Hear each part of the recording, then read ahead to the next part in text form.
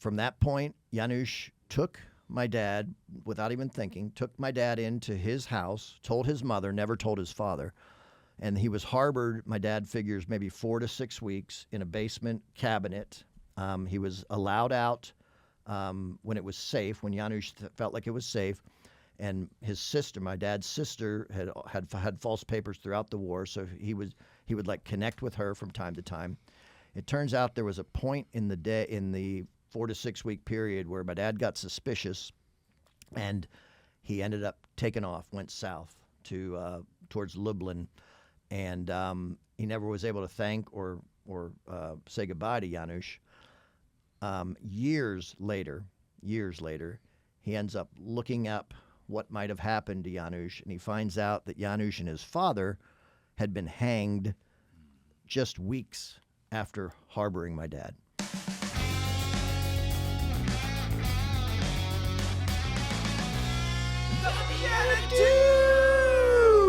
Howdy, howdy. Everybody in the BeatiDudes Nation, my name is Jeff Shufflebine. I'm so happy to be here along with Nicholas Besner. That's me. And Paul Kolker. Top of the morning to you. The three of us make up a global system called the BeatiDudes. It's all about men walking together in authentic fraternity, chasing that deep relationship with our Lord, but doing it with humor and holiness.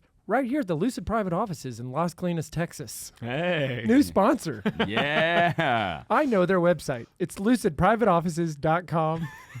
No, we love this place. In fact, I would highly encourage, if you ever get the chance, check out Lucid Private Office, but really come to this one because there's something very special happening here. You walk through the halls, and it's just like friendship. High fives. And yeah, you smell incense. Yeah. I mean, yeah. You might get sprinkled with holy water, so be prepared to genuflect at any moment. Icons in random corners. Yeah. But they don't just have a Las Colinas. That just happens to be where we're sitting, right? Well, this is the best one. Yeah, but there's others that are great. This is just the greatest. It's the first among equals. There we go. Yeah. What is it? What else is the first among The equals? Pope. Yep. Yep. I knew it was somebody important. The other day, I thought about the word indelible, the indelible mark. Can you use indelible in another time besides the mark of a baptism? Mark. Yeah. Well, in the strict sense or like in a metaphorical Oh, way? I'll take either at this point. I try to use indelible all day, and I was indelibly stuck. Indelible ink. What is that? It's like permanent marker. Yeah, or you could say he left an indelible impression on me, right? Like I'll never forget that guy. Yeah. And when I returned my computer, I told him it was indelible. No? Nope. It's my favorite singer, too, is just your computer, Adele. Okay, so we have bad. If you made it through 2 minutes, I promise the rest of the show is worth it. It only goes up from here. That's right. We set the low bar for our guests to crush it. We brought in, I'm going to say, one of the greatest guests we've ever had on the show, if you want some pressure, Jerzy Rawicki. Yeah. You know, I guess when I answered an email, you did say that I'm the best guest you've ever had because, or maybe you meant I'm the most thrifty guest because to get free parking, you said I just got to read what you put in the guidance. Yep. And send America a little email. Yep. And I did it. I guess I'm the only one that's ever done it. So. He responded, and we were like, "What is this?" Amazing. He filled out the guest primer. You said I was the best guest you ever. You submitted this? Did his homework. Most people just show up and get a parking bill. Yeah. You actually just became one of the BeatiDudes. One of us is being voted off the island. Yeah, I have the most parking tolls, so I think I'm out. This is all about free parking. Jeff, we've enjoyed having you. This has been great. Can you continue to edit the show? Yeah, I'll sit over here and touch the buttons. Awesome. Andrew, thanks for being here. And also, this is the first show that America is live clicking buttons for us. I'm not even sure what those buttons do, but it's supposed to make editing easier. She looks like she knows. She looks excited to be here. She nodded as if with authority. Yes. So that's don't forget, press 1, then 2, then 3, then 1. Oh man. Yeah. Oh man. She's keeping it all together. You can see it happening on our monitor. Okay, so Andrew, I've known you for a little bit, but turns out not all the BeatiDude listeners know you yet. Okay. So we're going to change that today. I would like to share that all of us have these different connections to you, including that Paul and I got a chance to do a radio show with you one time that was pretty fun and pretty powerful. A couple years back. But the Rawickis, man, you guys are kind of all over our lives. Like you're all over we've had your son-in-law, Yes. Matt Reynolds from Yeah. Celestial He was Beer in the, Works. he was in the first 5 guests. Yeah. Nice. Early on. We started off with beer. Yeah. He was awesome. We have connections to you through the Highland School where some of your grandkids go, and your son Bennett and his wife Trish, who I met outside of Mass one time. Several of us know your other daughter Madeline through Texas A&M. Friends from Texas A&M. Yep. I met her. Whoop. I met her. Whoop. Thank you. Everybody has to I didn't think I had Do to we since have to? I don't I know. was the intro of the. whoop for yourself. Came back around. I met her in Denver, though, of all Yes, places. yes. And then we got Joe. Mhm. Okay, I'm going to stop there. Listen, we got a lot of All right. connections to you, Yeah. but you, my friend, are an important part of Yeah. our lives, and we are just going to turn this over to you and just say, first of all, why'd you say yes to coming on the BeatiDudes? I love the BeatiDudes. Oh, I man. know why you asked And that question.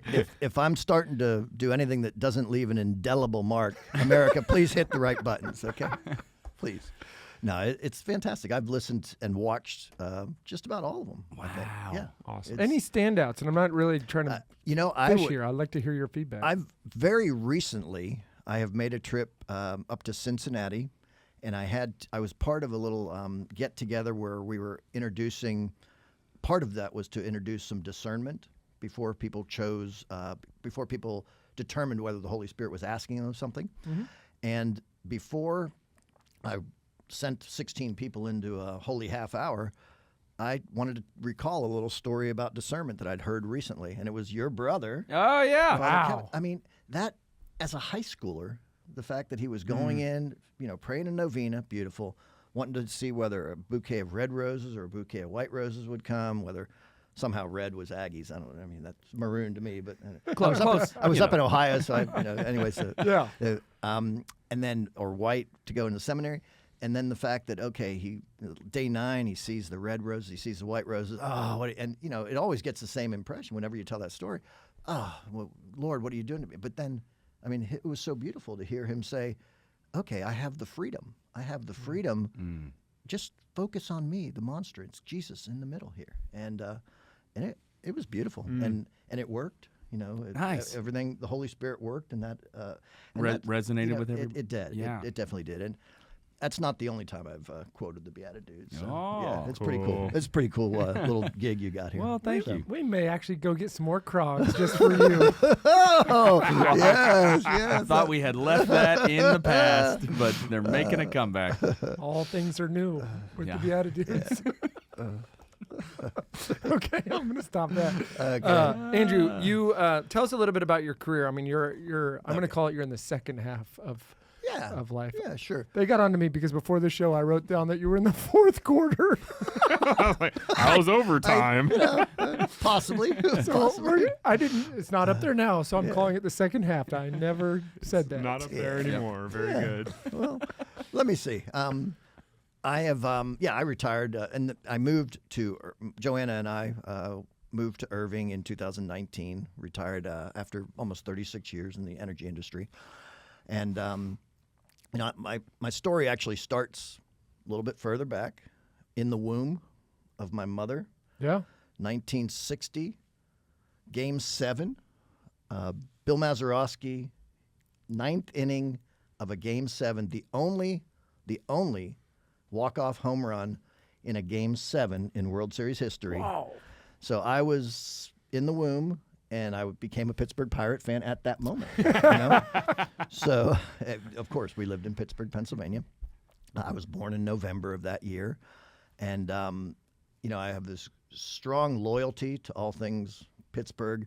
My wife of nearly 38 years knows that I will always be faithful to her because I have never dropped that loyalty to the Pittsburgh Pirates. Yes, a No man matter of character. how miserable they are, and quite often they are very miserable. But I grew up in Pittsburgh, Pennsylvania. Went to Penn State. It's the only university I applied to. It's the only kind of thing I've always was thinking, okay, I'm going to grow up in this little Jewish family, go to Penn State, become a doctor. That was kind of the way things were laid out to me. It seemed great. I enjoyed the heck out of my young life. Played a lot of tennis and baseball, and went off to the middle of Pennsylvania to school, studied pre-med, and then after about 2 years, I realized I didn't really want to be a doctor, and I'd never really thought about anything else I might want to do. I had always worked in restaurants and butcher shops and things like that, in high school and the first couple of years of college. So I called my parents and said, I think I'm just going to drop out for a little while. And, I was working at Pedro's Fine Mexican Food in State College, PA. And they said, I don't know. They called my sister, who was going to Kent State at the time. She had a bunch of friends at Penn State, and she said, why don't y'all get a hold of Andrew, or Andy? I was called Andy back then, and talk some sense into him. And so I kept my kind of eyes and ears open. That after that second year, I stayed up at school. I took sailing and anthropology, really working hard, and worked at the dining hall, worked at the Pedro's. And I was boarding at a fraternity house, where my freshman roommate from the dorm had joined. And at the end of that summer, 2 guys came back from the oil industry after they had summer jobs, and they were super pumped up about what they had seen and done. And one of them was working offshore, and one of them in Farmington, New Mexico. And they said, "Yeah, Andrew, over a few beers, you should try this, petroleum engineering." So I went and checked out petroleum engineering. They said, "Well, it looks like a lot of your credits will go over. You'll probably have to stick around an extra year." And I'm thinking, well, I loved Penn State. I was having a ball. It's $600. Okay, fine. It was $600 for a trimester back then, in-state tuition. So I stuck around for a 5th year, 3rd, 4th, and 5th year in petroleum engineering. It was awesome because year 5 was the first year Penn State ever won a national championship. So that was a real treat. It. That was just a fantastic little episode there. And then I graduated. I think that listening to those 2 gentlemen just changed my world completely. Taught me a little something to just be open to things that I never would have thought about before. Knew nothing about the oil industry, and then. But it doesn't always work out perfectly because when I got out in 1983, that was the first dip in the oil industry. So while the prior year, every single petroleum engineering grad had multiple offers, by 1983, 7 out of 106 of us had offers, and I wasn't one of them. So I found one of those 7. It was close enough friend of mine that I could sleep on his couch down in New Orleans. So I waited for him to get settled in. I went on down there, couldn't get a job, of course, worked in some more restaurants, Chi-Chi's Fine Mexican Food, waiting tables at that point. Because you knew the Mexican food market. I knew that, yeah. I can sling some fajitas. Yeah, absolutely. And then an employment agent had gotten a friend of mine a job in the industry. I checked out that employment agent. All I had to do was sign a contract to pay them 25% of my gross salary for the first year. I did it, and the rest is history. It was a beautiful 36-year career with Gulf Oil and then Chevron. Took us all over the world. When I started that oil industry career in January of 1984, 23 plus years old, I was a little different than I am now. I don't think I had ever prayed. I had a bar mitzvah when I was 13, as a young Jewish boy would. I knew one person in 5 years at Penn State that had ever gone to a church. It was completely not a part of my life. I was going through the motions of living and enjoying myself, and now I had a pretty neat job. I'm still listening to people, hey, you got a new job. Why don't you buy this diamond as an investment? So yeah, okay, $924. You're gonna send me a certificate with it. Okay, I got this little certificate, and then when I finally meet my wife a little while later, she's looking at this wee little thing. You can't even see it. It's like, I don't know if that's really going to be worth anything. It's an investment. It's an investment. So I tried to trade it in. Eventually, the people I tried to trade it into said, well, why don't you, I'll give you a ruby for $1,500. But no, instead, I got $75 for it when I traded it in. It's But, the NFT so, of the day. Or NFT. know, Oh, no, it's one a different direction. I do try to listen, but I didn't always discern that well. Sure. So, yeah. So, anyways, That's a great story. I'm in the oil industry, and with Gulf Oil, I was in New Orleans, actually living in Buras for a while, kind of the end of the road. And I had a 1-month training school in Houston. And the first weekend of that training school, I go to this party with most of my friends had gone back to New Orleans to be with their wives or girlfriends. So I go out with 2 guys that I'd never been out with before or since. Likewise, this young lady, JoAnna Bedingfield, shows up at this party at a Cafe Adobe restaurant in Richmond. It's not around anymore. It's in Houston. And we hit it off, and we were chatting about everything. And, somebody was taking a little, okay, we'll go to this other guy's house and play charades at night. And basically, that was a Friday night. She was going to a Bruce Springsteen concert the next day because I wanted to go out with her again. So I said, okay, you're going to pick Bruce Springsteen over me. I asked her out for 3 dates that night. I said, how about Wednesday, Thursday, and Saturday of I next bought week? a diamond already. It's an investment in us. She thought that was okay. The Wednesday date went very well. The Thursday date, I was working pretty hard at this month-long school, and I fell asleep on the Thursday date. Classic. But she still stuck around for the Saturday date. We drove down to Galveston. I struggled with a cooler, muscle the cooler down to the beach at Galveston, and things were going okay. We were engaged after 7 weeks. When I went to Houston, I was certainly not interested in finding a wife. This just amazing woman right in front of me. Turned out she was a cradle Catholic as well. Getting to know her, because I wanted to get to know her, I just started to be, okay, what are you doing? You're going to church? Mass? Okay, it's called Mass? Okay, I'll go with you. You got these books on your shelf? I'll pluck one out. Mere Christianity was probably the first one I pulled out. Good one. Yeah, it was quite good. Quite good. And, one thing kind of led to another. So we're engaged. She's teaching hearing impaired children, little kindergarten, first graders in Houston.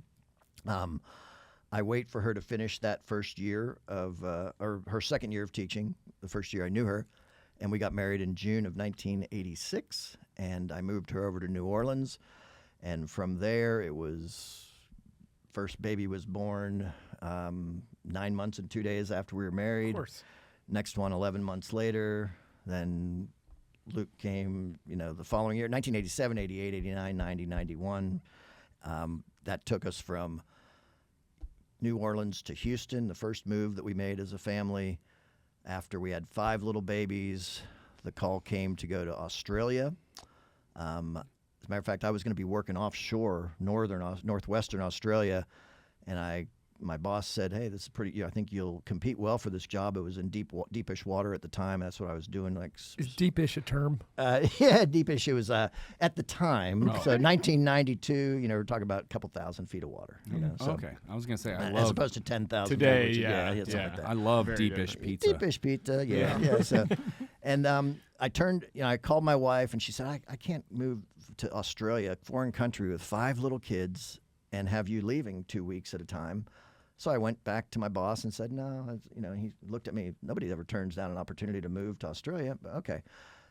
My wife calls me back later that day. Her mother had just been widowed, and she would consider going with us to Australia.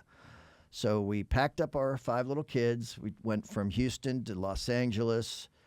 Kids were crazy at midnight waiting for this. There were only 3 adults and 5 little kids, and their eyes were rolled back in their heads. It was absolutely crazy in the airport. And then we board this flight.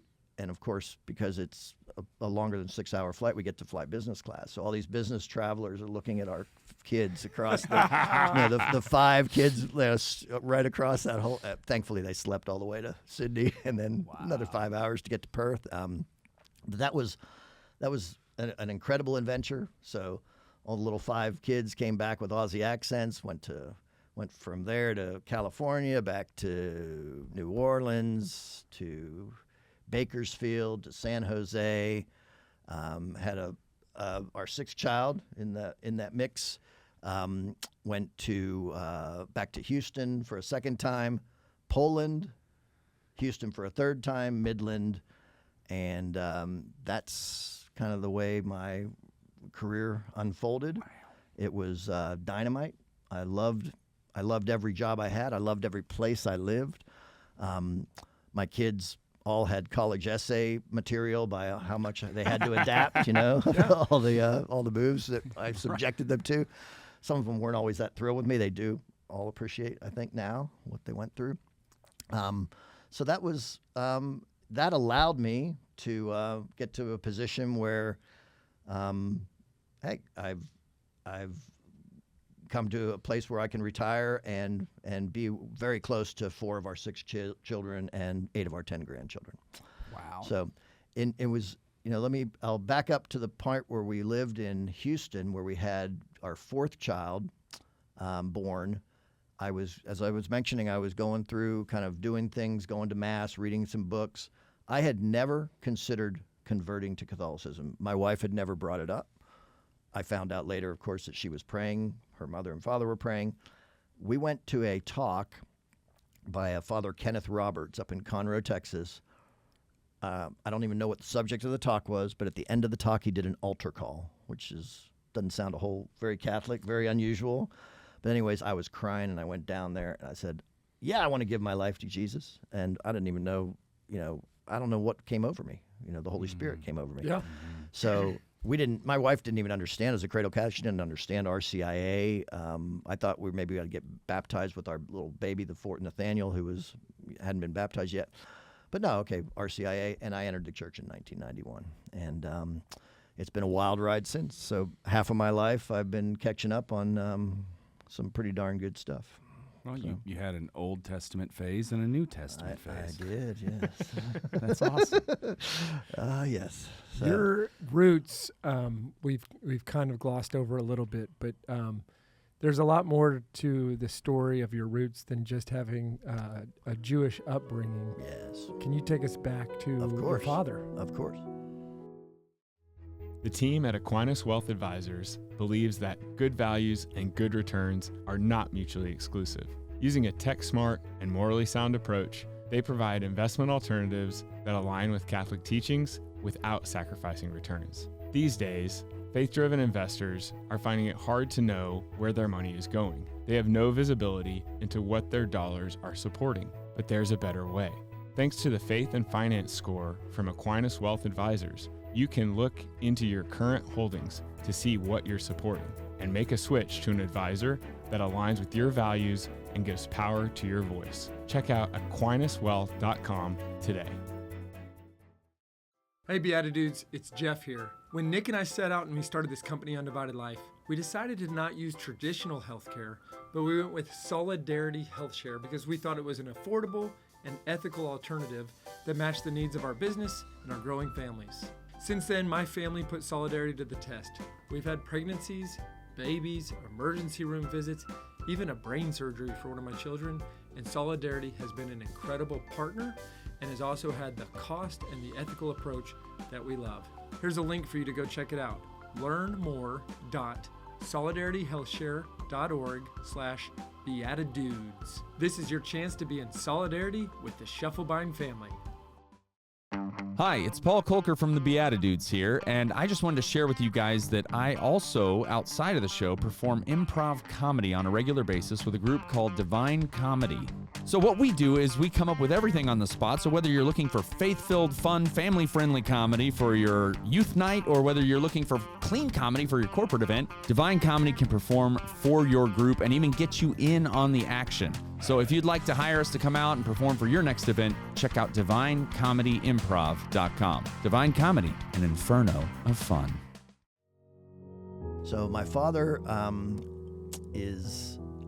and he came over from Poland. He was a Holocaust survivor. So when he was a day away from starting high school as a 12-and-a-half-year-old, the Nazis came into his hometown of Płock, Poland, resettled his family to Bodzentin, to a little storefront, two-street ghetto. And from there, very squalor conditions. His sister had typhus. His mother just was pained by so much and just so giving. It was beautiful, example for my dad. My dad's father went off to find some work in Warsaw, so he was in the Warsaw Ghetto. My dad and one sister were plotting to go try to join up with my dad in Warsaw. At the time, my mother and the sixth sister were sent to Treblinka and to the gas chambers. My dad and his one surviving sister made it to Warsaw. They were in the Warsaw Ghetto. My dad was a courier going in and out of the ghetto, trying to pick up supplies, barter this and that. He has As a 12-year-old. Yeah, 12, 13, 14, 15, basically his probably the Warsaw Ghetto years was 14, 15. Yeah. So, his story is absolutely harrowing. I mean, there are so many close calls, so many miraculous stories of him living that makes me, particularly as a faithful person, wonder, okay, why? So, and it's, just one story after the other. There's, it's captured beautifully. I'll speak a little bit more in a second about where it's captured, but so he's escapes from the Warsaw Ghetto when it's being obliterated by Nazi tanks. I mean, some of the ammunition, small munitions that he's brought in as a courier, they're firing Molotov cocktails at these tanks, and of course the ghetto is being obliterated. Somehow he is able to slip through a few bricks that were missing in the wall. Again, somebody's shooting at him, and then their attention has to turn somewhere else because a rogue shot fires from somewhere else. He goes down to the riverbank, the Vistula River, and he meets up with 3 young men who are playing hooky from school. They are telling stories. And my dad's dad had always told him, you must keep a clean shirt. You absolutely must keep a clean shirt, for if you ever get out of here, you need to look somewhat presentable. So he put on his clean shirt when he got out, looked somewhat presentable, I guess, very emaciated. And then he was with these boys, telling stories, acting cool. One by one, the boys left, and my dad eventually said, the one last man, young man Janusz, said, well, it's time to go. And my dad somehow confided in him, I have nowhere to go. I'm a Jew. And he remembers Janusz saying, Holy Mother of God. And from that point, Janusz took my dad, without even thinking, took my dad into his house, told his mother, never told his father. And he was harbored, my dad figures, maybe 4 to 6 weeks in a basement cabinet. He was allowed out when it was safe, when Janusz felt like it was safe. And his sister, my dad's sister, had false papers throughout the war, so he would connect with her from time to time. It turns out there was a point in the 4 to 6 week period where my dad got suspicious, and he ended up taking off, went south to towards Lublin, and he never was able to thank or say goodbye to Janusz. Years later, he ends up looking up what might have happened to Janusz, and he finds out that Janusz and his father had been hanged just weeks after harboring my dad. my dad worked very hard at getting some recognition for Janusz. That's in Polish and Hebrew. But at Yad Vashem in Jerusalem, a righteous among Gentiles, righteous among nations, for anybody that's done heroic deeds in saving Jews during World War II. So this is just a replica of the plaque that resides in Jerusalem. You know, I love telling my stories about my dad and telling, you know, the horrors he saw. But by the way, his dad was shot and killed. It was a little trick that he was told, okay, you need to leave the Tebens factory in Warsaw, and we're going to go to somewhere that's more productive. And all the men that left were shot and killed. So my dad was orphaned at that point. He talks about all these horrors. My dad says he wasn't ever really sure there is a God. And, you know, it's pretty understandable that you would think maybe there's no God. But I also find out way late in life that my dad has prayed the Ojcze Nasz, which is the Our Father in Polish, every day of his life for Janusz since he left. And can I tell one more story? You can tell every story you want. Okay. So there's also a little story of after the war, he makes his way. I said he left Warsaw. He went down to Lublin. He worked on a pig farm for a little while. Again, could have been killed several times there. Was standing right next to a boy that was shot and killed, right next to him. Right, you know, just crossfire between Russians and Germans at that point. But again, he survived somehow. He actually was, after Russia liberated that part of Poland, he was a guard. He was made a guard at Majdanek concentration camp where many, many Jews were put to death. Now they were the German soldiers that were at Majdanek were now prisoners waiting for their trials. And he was there. He befriended. I mean, I wouldn't say befriended, but he was the guard for these people, and he kind of understood what they were following their order. My dad had a very amazing outlook on life. Anyways, he makes his way to western Poland, Wrocław, which was formerly Breslau, and he's finally catching up on all his schooling that he had missed while he was during the war, and he. Going to a Catholic school. He has false papers because he still doesn't trust anybody to even divulge that he's Jewish. And he's at a Catholic school. The priest, you know, knows that he's not really Catholic, and they run into each other at a marketplace. And he says, "Hey, Jerzy, you know, I haven't seen you at confession lately." And you know, my dad decides to tell him, "I'm not really Catholic," and he said that in Polish, of course. But I'm not really Catholic. And the priest hands him a holy card. And he writes victory on the back in Polish. Okay, this is 1948. So my dad, he was trying to get into do a little pre-law. The communists at the time had told him, "We're not going to continue to educate you if you keep a passport, because then you're just going to leave." So he had to choose. He chose to keep his passport. Thankfully, he made his way to Sweden, to Ellis Island. So stayed in New York for a little bit, went to South Bend, Indiana, Birmingham, Alabama. He was an optician at the time, making glasses. Went to Pittsburgh for about 25 years. That's when I was born. Went to St. Petersburg, Florida, about maybe 25, 30 years. And it comes time for one of our children to be making his first professions of poverty, chastity, and obedience in 2011 at Cheshire, Connecticut. And my mom and dad come up for it. It's beautiful. My son Luke, brother Luke at the time, had arranged for my dad to give one of these talks, because he'd been giving talks for 20, 30 years by that point. He never talked about it when I was growing up, but his wartime experiences. So he's giving a talk to the novices in Cheshire, Connecticut, and he tells this story that I just told you about this living in Wrocław and, you know, acting like he was Catholic, but getting this holy card. And he pulls out this holy card. In 2011, I've never heard the story. Why has this Jewish man kept this holy card where did he keep it? You know, for all of those different moves in his life, to give it, you know, it was actually during the Q&A. Somebody had asked him a question, and he tells this story and hands it to my son.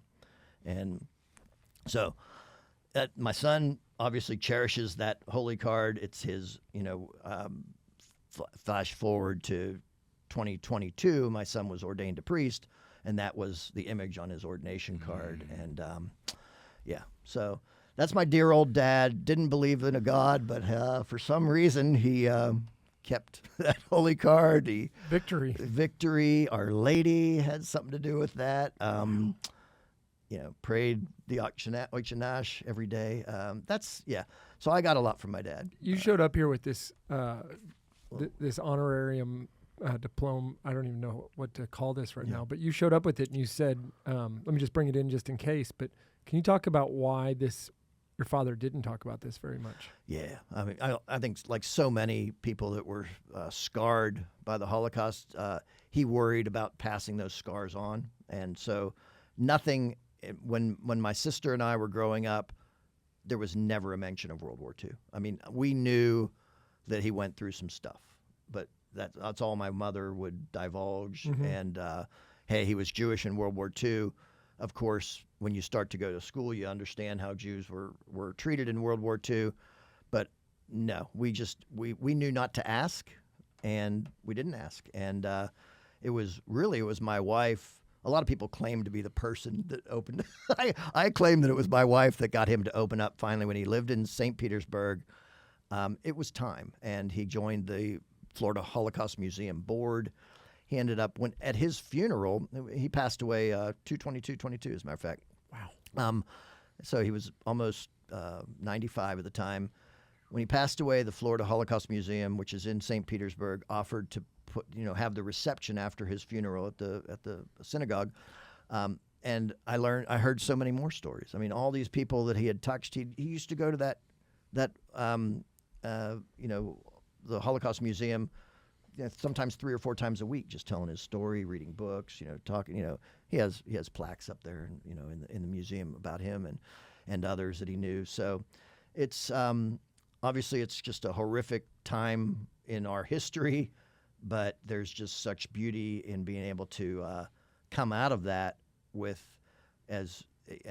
to mention in a second here. There's this 43-minute documentary of him walking the streets of present-day Warsaw. This is when he was 86 years old. It's Providence that, for some reason, I worked for Chevron. They've been around for almost 150 years. 3 of those years, they decide to explore in Lithuania, Poland, Romania, Bulgaria, and Ukraine. For 2 of those years, I'm the operations manager over there. So I'm based in Warsaw. It happens to coincide with the 70th commemoration of the Warsaw Ghetto uprising. So April of 1943, April 19th, that's when all that crap started happening. They're throwing, Molotov cocktails at tanks and getting obliterated. That's what he lived through. Nobody lived through that. Anybody that did live through that was sent right to a death camp. Yeah. So the people that were still, so the 70th commemoration, the prime minister, the president, the mayor of Warsaw, everybody was there. It was this beautiful, they just opened a new museum in Warsaw, Museum of the History of Jews in Poland. And this was where all the activities were. Anybody else that was a survivor was like an infant at the time. And there's no living memory of it. Yeah. Except for my dad. So my dad would self-identify as, hey, I was in that. When he would be asking a question of these people that were on the stage that were infants at the time, they were telling their stories, and he would self-identify as, okay, I was there. And then afterwards, you couldn't keep people away from him. I had to go, eventually the crowd got so big, I had to go find, of course I didn't speak Polish, but I had to go eventually find a microphone where he could stand in the side of this auditorium that we'd just been in. Eventually they had to, he was there speaking so long that we had to pull out and go into the lobby, and he spoke much long. It was so therapeutic for him. He was, his horrific memories, not just of the war, but even like an anti-Semitic Poland before the war.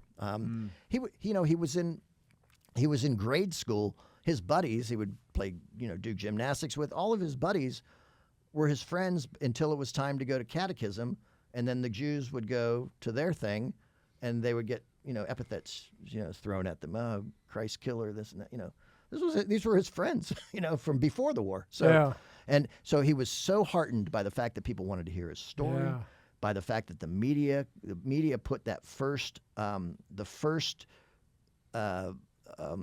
uprising, the ghetto uprising, they called it the first uprising as opposed to the August 1944 huge uprising, the whole city of Warsaw that basically got its place burned. calling it the first uprising really put it on a same kind of a plane. And, as I say, it was extremely therapeutic. It was beautiful. My dad stayed 3 months with us. He grabbed a film crew. He walks this present-day streets of Warsaw recounting his memories. And he doesn't talk about Janusz in that story because he couldn't. So usually whenever I was with him, I would tell that part of the story. He couldn't because it was just too emotional. Too much. For him. Yeah, too emotional for him. The fact that he was not able to ever thank him, not able to. Yeah, but he tells some amazing stories. I think you've seen the video. Yeah. It's amazing. What's the name of it for people listening? Behind the Walls. You could Google. It's on YouTube. Behind the Walls. Google Jerzy Rawicki. Behind the Walls. Jerzy Rawicki. Or we can put it in the show notes Absolutely. as well. Absolutely. Yeah, so well worth. It's got a nice Chopin soundtrack to it, and it's got some humor. He's a funny guy. He could be a pretty goofy guy. He was he liked to watch Naked Gun and Airplane. Leslie Nielsen fan. Yeah, that kind of stuff. So does his son. So yeah. Let me ask you this: having heard some of this story before, can you talk about your mom? Yeah, sure. My mom, again, big baseball fan. She was very. When you leapt in the womb? Yes, I left in the womb. Actually, I should say a big fan of any team that was winning. So, when she went to, she ended up in St. Pete. She became quickly a Tampa Bay Rays fan because they were winners at the time. She was loving to me.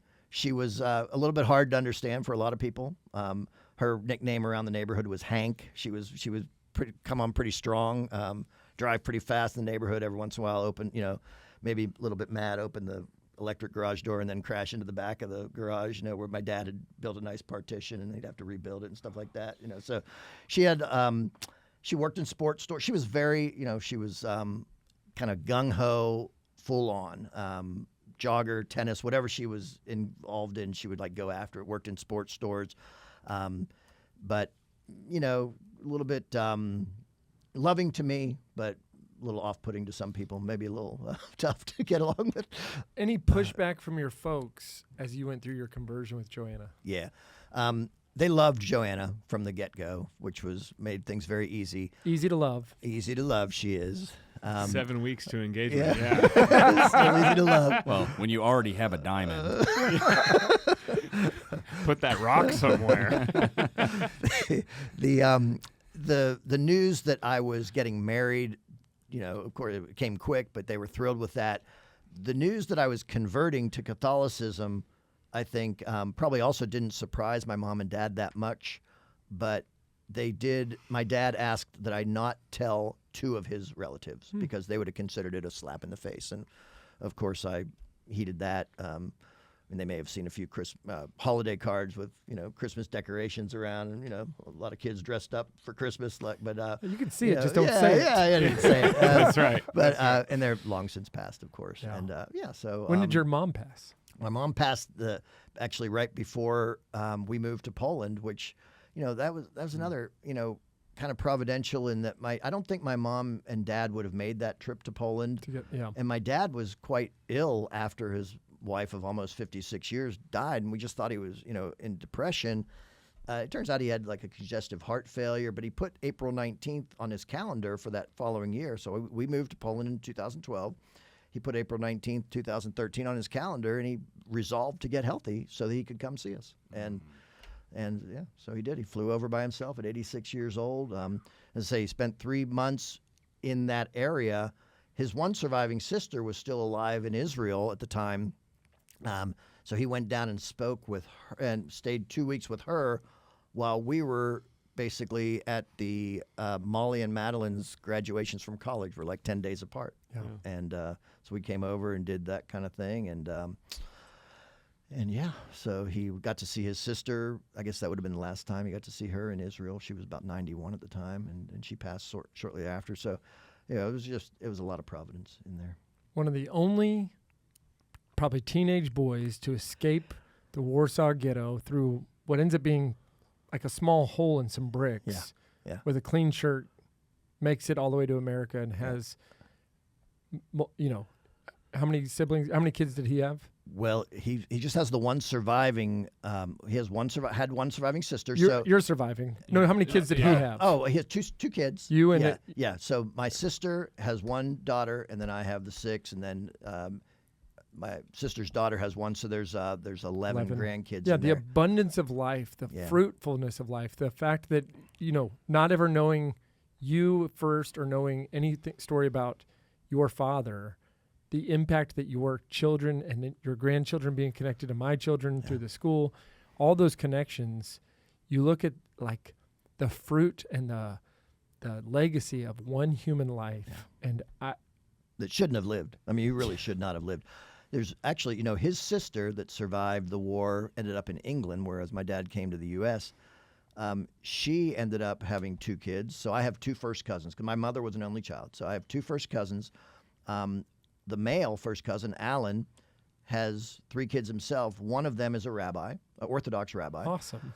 His daughter is married to an Orthodox rabbi, and then my dad had a Catholic priest for a grandson. Yeah, Jerzy is putting out some religion, some like I always joke, religious.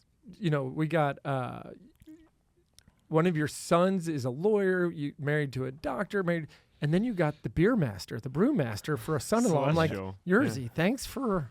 Yeah. Well, Madeline, when it looked like her 3 older brothers were like picking a path for themselves way early, she said, a doctor and a lawyer and a priest walk into a bar. It's just the Rawickis. A little joke. And of course, yes, Bennett did become a lawyer, Nathaniel a doctor, Luke a priest. But we didn't know about the bar at the time. But yeah, Molly marries The bar. Molly marries Matt. Now, we also, unfortunately, when she was projecting her older brothers, the younger brother is an engineer now, too. It just wasn't part of the joke, so we got to work him in somehow. No, it's got everything. So absolutely. It's got everything. Oh, my That's goodness. I got to brag on your wonderful wife for a second. We had a first communion just weeks ago, first Holy Communion for one of your granddaughters and for my second daughter. And at the end of Mass, Father Edwin has people like, if you want a rosary or a relic or anything just blessed, like hold it up, we'll do a blessing to kind of finish this off. And I look, and your wife y'all are right in front of us, and she's holding up this amazing just little medallion for St. Benedict's medal kind of on this little stand. And I'm like, gosh, that's beautiful. And I'm holding on to my rosary, and I'm holding on to my son Benedict, and we're having this very emotional moment. And when it's all done, I'm sitting there praying and I open my eyes, and JoAnna's sitting there, and she's handing me the St. Benedict medal that she just had blessed. And I was like, oh, will you marry me?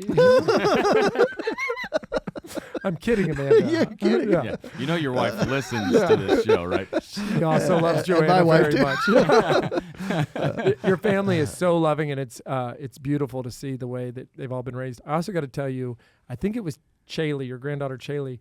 I smiled at her and waved when she was in the pew, and she winked at me. But it was like one of those winks that a 30-year-old can pull off. And I was like, whoa, how did she pull that? I was like, did you know she can do this? And Trish is like, yeah, we know. She's cunning. Yes. Skill. Yes. I'm going to open up. I would like for you to explain what I'm about to open up, but I'm going to pour us each a glass of something to enjoy. If you can explain this. Sure. So this is probably going to be a Polish lager made by Celestial Beer Works, my son-in-law, and the business where his wife is the art director. So that's her art of my dad's smiling face. Hold this up for camera 2 here. It's a Polish lager. The hops were flown in from Lublin, actually the area where he ended up right after the war. Interestingly enough, Matt and Molly got a chance. This is just, you can't make this stuff up. Matt and Molly, they have been selling some of their beer in Europe. A distributor in the Netherlands has been grabbing pallets from time to time. And they had a beer fest in Poland, and it turns out it's in Wrocław. And that's the town where my dad got that holy card. Oh my and he worked. And so they're wandering around Wrocław. My dad, while he was going to school, he was also, interestingly enough, working in a brewery. And that brewery was changing names because it had been German when it was Breslau. And they had a contest to name the new brewery. And my dad actually won that contest. He pulled out the name Piast from an old Polish dynasty. And so that's part of history also, that my dad has, long before his son-in-law ever started brewing beer, he was naming the brew Piast, which is, it still exists, but it's brewed by Carlsberg now. So this is a Polish lager. So when Matt and Molly went over to Poland just last month, they not only were in that beer fest, but they went down to Lublin, where they purchased those hops. They planted some of their own hops, so when those things grow, they can get them back over here, and they can say they've been part of the whole mix. So yeah, it's a fine Polish lager. Here's to the memory of Jerzy. God bless his soul. God bless him. Prost? What do you say? Yeah. To victory. Oh yeah. There you go. To victory. Y'all listen while we drink. It's nice. Yeah. I actually drink this at home quite a bit. I think it's wonderful. Yeah. So there's a barcode on here, or the QR code, as the kids call it. or just anybody who understands the technology. Kids. That QR code will take you to the Behind the Walls documentary that I mentioned. Oh, wow. Yeah. So it's And it's on every can. That is awesome. It's on every can. Gets it out there. There's a little mural on the back of a mural devoted to my dad, Papa, Holocaust survivor. On the back of Celestial. It's it's a beautiful tribute. And the end of this says, it goes to the story that you've just shared with us, and it's pretty powerful. And in the smallest amount of words, it hits you pretty hard. But then it says, you can watch this here, watch to learn a little about this intelligent, kind, brave, magnetic man. I think that describes you. I think you are those things. I'd be honored to have that as an epithet. Well, yeah. I feel like it's you throw in your faith and the love that you have for your faith, and this is like you are the living legacy and carrying on of your son. Yeah, unbelievable. Of your my dad. Yeah, yeah. Well, we all are. Yeah, That's right. The Rawickis carry it on, and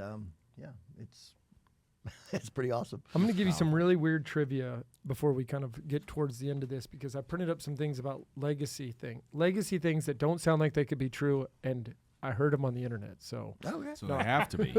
I did actually look these up. I'm going to give you the weirdest one first. If you've heard this before, it's mind-blowing. The 10th president of the United States, this is not a quiz, but do you actually know who it is? Maybe Harrison or something? No shot. Close. I mean, close because he was a president. Garfield. Also very close. Tyler. John Tyler. Yeah. Okay. John Tyler was the 10th president of the United States. He was born in 1790. He took office in 1841. His son, Lyon Gardner Tyler, was born in 1853 when Tyler was 63 years old. He had a son. In turn, that man had 6 children with 2 different wives, including Harrison Ruffin Tyler, who was born in 1928. So when that man was pretty old, when that man was in his 70s.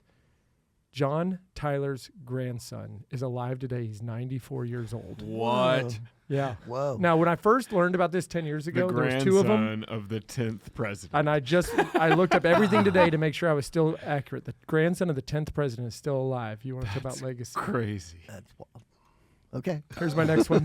What the heck? Here's my next one for you. That seems impossible. It does. Spanning over Right. 2 centuries. Right. Yeah. Wow. Yeah, there's stuff like this that I don't claim to understand how it works. It's just providence. All right, here's the next one. The Sailors are not your average family. There's identical twin sisters, Brittany and Brianna. And they met identical twin brothers, Josh and Jeremy, at, of all things, a twin festival in 2017. I didn't know that was a thing. No, I they skipped always have 2 of them a year. Yeah. But they happen at the same time. Yeah. Well, yeah, across the street from each other. Okay, identical. The couples tied the knot in a double wedding ceremony a year later, creating a truly unique family. But that's not all. Within months of each other, the sisters gave birth, each to a boy who these boys are genetically brothers, but technically cousins. What? Due to their parents all being identical twins on both sides. But they have different fingerprints. My head just exploded. This makes me think of when your brother was on the show and we were calling him brother Kevin. Brother. They're This is your cousin brother. Yeah. Hey, Double cousins. Yeah. This is my cousin brother, Billy brother, cousin. Hey, what happens if one of them becomes a priest? Cousin, brother, father. This is my identical cousin brother, father, my identical cousin. Anyways, I don't know. This stuff blew me away, and I had to share it. Legacy. None of that is anywhere close to the story Oh, yeah, it is. of Jerzy. That's very relatable. No, but it's just wild the way God will, like you said, you mentioned number of times in your story about providence, God's providence, and just the way that he'll step in and help direct things, because obviously we don't see the fullness of everything going on behind the scenes. I mean, he knows what he's doing. We often only get a glimpse of what's actually happening, and so that's not to say that he loves anybody that didn't make it out of Warsaw any less, but he had a plan for each person, and maybe it was that person's time, that was still there and didn't get out. I mean, we can't see all of that, but I just think it's amazing the way God's providence paints these incredible stories that really show us that he's still active in this world when it could have all been obliterated, right? Like it could have all been just a dark night of the soul for everybody. Yep. Amen. Your dad had such a very clear understanding and knowledge of suffering as a 12, 13, 14. It wasn't like an infant that just all of a sudden has a change in their livelihood. Right. I mean, that's what I'm saying. 12-year-olds today are what are their 28-year-olds today? Yeah, right. Well, what are their big struggles? Affording Fortnite. Yeah, I think. a new skin. Yeah, a new skin on Fortnite. That's what I was going to say. A new emoji on Fortnite. You're about 15 years behind. Jeff. Gun emoji. Well, when you watch the video, I mean, part of it, he was just a 13-year-old kid. Right. And a lot of times he acts like he was just doing stupid things. He was like a lark, is what he calls it. He really did some really dangerous and stupid things because he was a 13-year-old kid. Sure. But then, he also did a lot of growing up. Having to decide whether to, cover up the eyes of this person that's going to die because, he's seen enough people that are dying. He knows they're probably within 15 minutes. I'll stick around. Well, and just his instinct, instinct too, to be able to flee the scene of, to detect and pick up on that sense of danger and maybe some spiritual prompting there too. Where from he's God. being, you think you're in a safe spot, but he knows he needs to get out. Yeah, how do you know that it. at that age? Right. Yeah. That's incredible. Yeah. Man, Andrew, why don't you tell some good stories next All time we get together? I'd love to. There's probably a few more in there. Oh, my Wow, goodness. just incredible. Well, I got to say that anybody who's listening to this is blessed by this. If people don't know these types of stories, I encourage you to go deeper. Go deeper into this one specifically. Go watch this video. It's in the show notes. And I think about all of us have our struggles. You still have struggles. And what a difference it is. My family's going through something pretty big right now, but it's like struggles of life. We're dealing with treatments, we're dealing with brain cancer, and it's very serious. I'm not trying to diminish that at all. But what a blessing that I woke up today with all my kids there, and we're going back to treatment today. And I think about that versus what your father had to face, knowing of siblings and a father and all these terrible things that have already happened, and his mother. I mean, that's... Yeah. And just the will to survive and to keep going when so many people would naturally just give up in a circumstance like that. Yeah, that's incredible. All right. Sorry, I didn't mean to pounce on what you... 100%. Yeah. No, I'm 100% with you. I think that we're going to see you back on the Friday show. We're going to be talking about the fourth quarter of your life. Or second half if we don't want to pin him down too harshly. But what if it's one of those sports that takes forever? Hey Jeff, how's Double OT going for you over there? Well, and that's my point. I didn't say what sport it was. Some of them, after the 2-minute warning, it takes another 6 hours. Yeah, So- that's true. That's a good point. Yeah. You make a compelling case to justify your wording. Yes. Andrew, we're going to come back. We're going to talk about what does life look like after the corporate working world and all the impact you're still continuing to have. Love to. Yeah. So for anybody listening to, I also got to say this. I went to Yad Vashem, where this honor is. Yes. It was one of the most gut-wrenching places I've ever gone in my life. And at the same time, you feel like this sense of purpose coming out of there, that you have to own who you are in the world to other people and not just be a passive observer in life. Yeah. Yeah, powerful. Okay, folks, we are going to see you in the next time we get a chance to toast to our friend Jerzy Rawicki. And for the rest of you, we will See you in the Eucharist. God bless you all, and God bless Jerzy Rawicki. Amen. Thanks for tuning in. If you'd like to join us at our undersized table, subscribe to the video version of the show on YouTube by typing @ that's the symbol @, so shift and 2 on your keyboard, @ the _ BeatiDudes on YouTube. We'll see you there.